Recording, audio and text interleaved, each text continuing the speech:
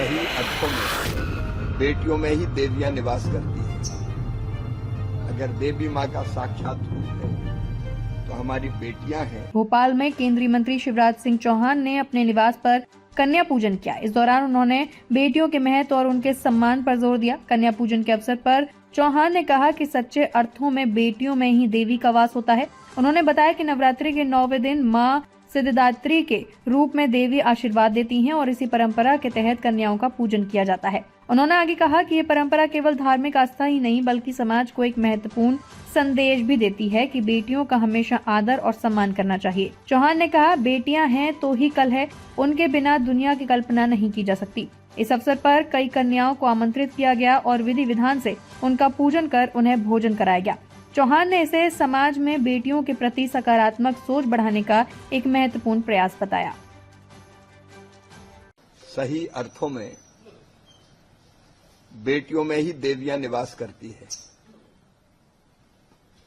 अगर देवी माँ का साक्षात रूप है तो हमारी बेटियां हैं और हमारी परंपरा है कि नवरात्रि के 9वें दिन जब मां सिद्धिदात्री के रूप में आशीर्वाद देती है, कृपा की वर्षा करती है, तो हम बेटियों का पूजन करते हैं और कन्या भोज होता है। आज उसी परंपरा के अनुसार कन्या भोज हुआ है और बेटियों के बीच हम सब बहुत प्रसन्न हैं। सब बेटियां आई है, आज जिला भी आई है और इसका संदेश यही है कि हम बेटियों को सदैव आदर दें, सम्मान करें, क्योंकि बेटियां हैं तो ही कल है।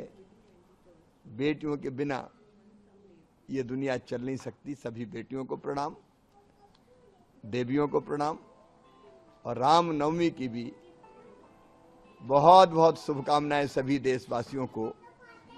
राम राज का मतलब है दैहिक दैविक भौतिक तापा, राम राज काहू नहीं व्यापा।